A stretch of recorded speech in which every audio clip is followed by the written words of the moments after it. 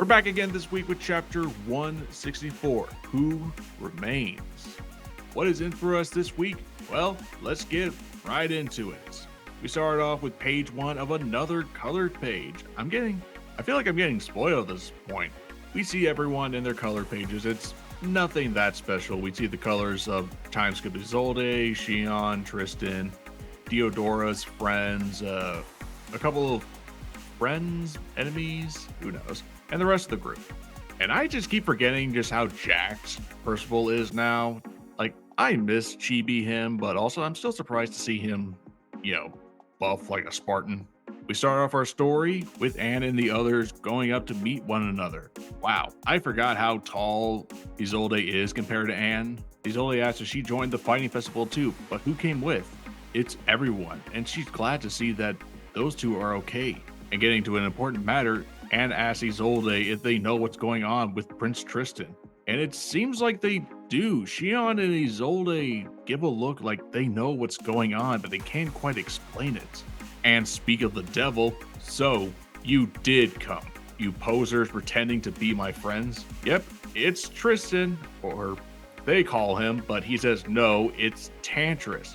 Sorry to say, but if we've met here, that means I'll have to defeat you all.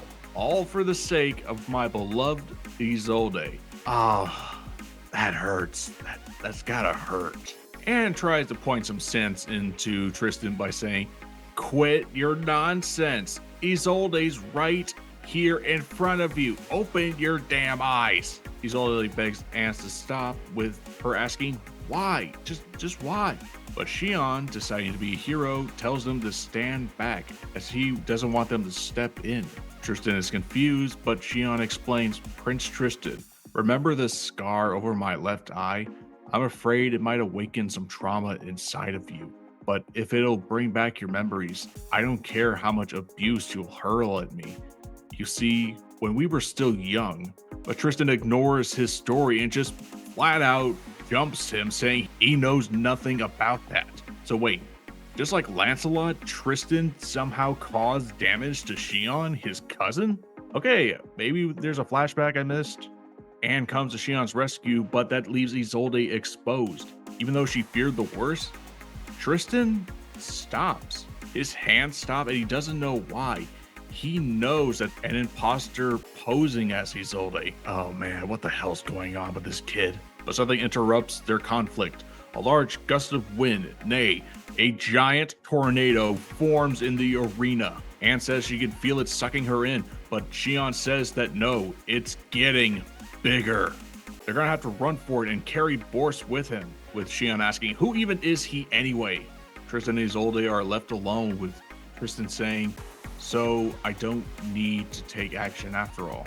This will be the last time we meet, I presume. And grows his angel wings and flies off, with Isolde crying out his name. He looks back, but looks sad, saying, this is okay. Okay, so it's clear that they know something is up. They know something's wrong with Tristan, and they know something about a fake Isolde. Okay, we're gonna have to get their side of the story very soon. The tornado is expanding, catching all sorts of combatants in it, but Shion comes to their aid, saying, Tamunin, yep. Sorry for mispronouncing. Come to me. And the two spirits come to their aid. I'm assuming it's Golem and another wind spirit. Gogmog? Is that how you say it? They're shielded from the tornado, and elsewhere, Nasiens and Percival are amazed, saying that they should probably run. But Percival is just gleefully saying, look at this magic. It's come all the way to Camelot. Nasiens is asking Percival what he means, but there's someone else. A stranger with a black streak in their hair, with squinty eyes, just not looking very happy at the tornado. We transition to Donnie, saying, so it's tornado magic, huh? Well, my uncle is a Tempest caster, and he trained me up. Just watch Master Donnie blows this little gust to pieces and starts throwing chunks of rock at the tornado. I don't know how that's going to stop it, but who knows. And guess who's casting the tornado?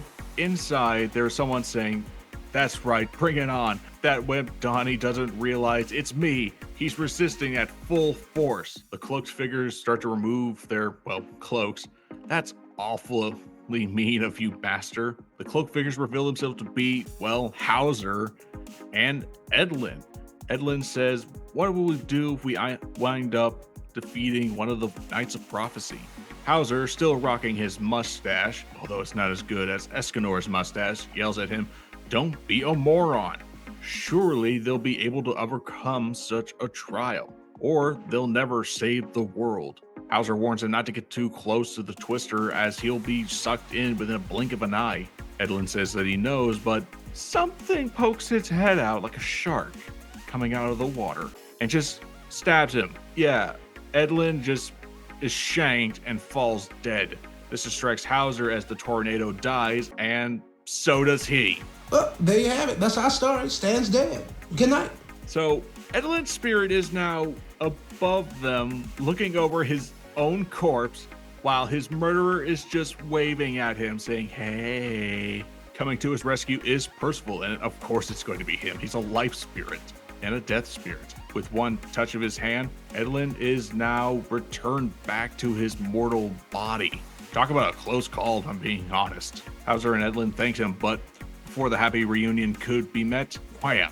Percival is about to be assassinated again by this little brick and their sword, but is easily blocked by his spirit sword. The two start to clash, going on the defensive. The psychopath says, you're not too bad, huh? Who are you? Oh boy, this might be a confrontation for the future. Distracting the group, a large explosion goes off in the distance, and the assassin just disappears, wondering where did they go? At said explosion, everyone is possibly dying, because, of course, it's Gawain going full Melon Lord again, yelling, taste your fill of my magical force, you. It just starts bombarding them with fire bombs, like she's a wizard in D&D.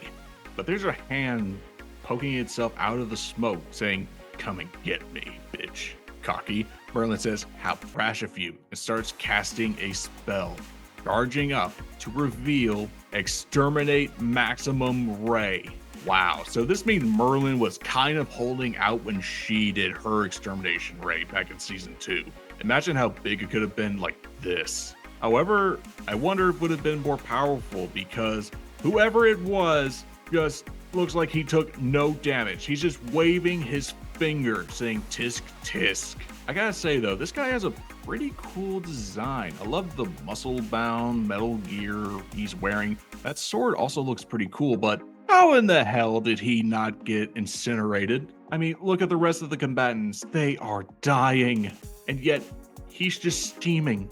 Before anyone else could attack, a voice yells out, halt, stop the fight, because now the final 16 are revealed. Of course, it's going to be everyone that we know. It's the Tristan platoon members, the Percival platoon, Diodora and his friends, Hauser, the two new guys, and let's see, there's also two other figures. One still has their hood up, and the other has a scarecrow mask on their face. I've seen a lot of theories saying that this might be Gother, because come on, look at those clothes. It might be Gother. And that was chapter 164. New combatants, new friends, and new enemies. Will we get to know what happened with Tristan from Isolde and Shion's side of you? Do they know anything? What are going to be the matchups in the upcoming fight? Let me know in the comments, and if you love 7 Deadly Sins, subscribe to the channel. We'll have more content out next week. I'll see you later, mortals.